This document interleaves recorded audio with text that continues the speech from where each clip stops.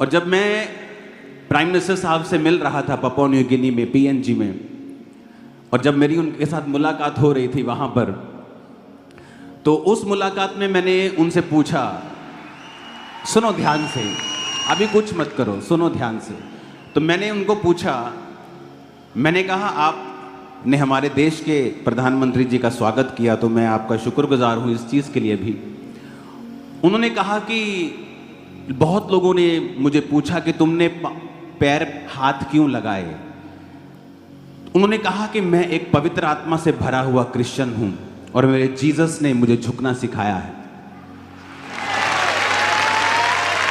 और उन्होंने कहा, तो मैंने भी उनको बताया कि मेरी इस सेवकाई की शुरुआत जब हुई थी तो मेरे घर में आने वाला हर एक क्रिश्चियन पास्टर उसके मैं पैर धोए बिना वापस नहीं भेजता था। तो जब मेरी उनके साथ ये बात हो रही थी और वो बता रहे थे, और मैं हैरान था कि वो सिर्फ उस देश के प्रधानमंत्री नहीं हैं, मैं आपको बताना चाहता हूं वो इटली से, जर्मनी से भी बड़ा देश है अगर आप उसे स्टडी करेंगे तो। वो सिर्फ उस देश के प्रधानमंत्री ही नहीं हैं बल्कि अपनी जाति के मुखिया भी हैं। उनकी जाति वहां की सबसे बड़ी जाति है, तो उनका बहुत ऑनर है। और उन्होंने मुझे बताया कि यूएन जो है, यूनाइटेड नेशन, जिसके सामने सारी दुनिया के प्रेसिडेंट्स, प्राइम मिनिस्टर सिर झुकाते हैं वहां पे, उनको हेड बनाने के लिए वो सोच रहे हैं,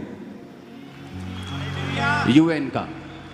तो मैं देख रहा था कि वो किस तरह से परमेश्वर में झुके हुए लोग हैं, किस तरह से इतनी बड़ी पदवी होने के बाद जब कोई यूएन में जाता है, यूनाइटेड नेशन में जाता है, चाहे वो अमेरिका का प्रेसिडेंट है, वो भी ऐसे झुकता है पहले।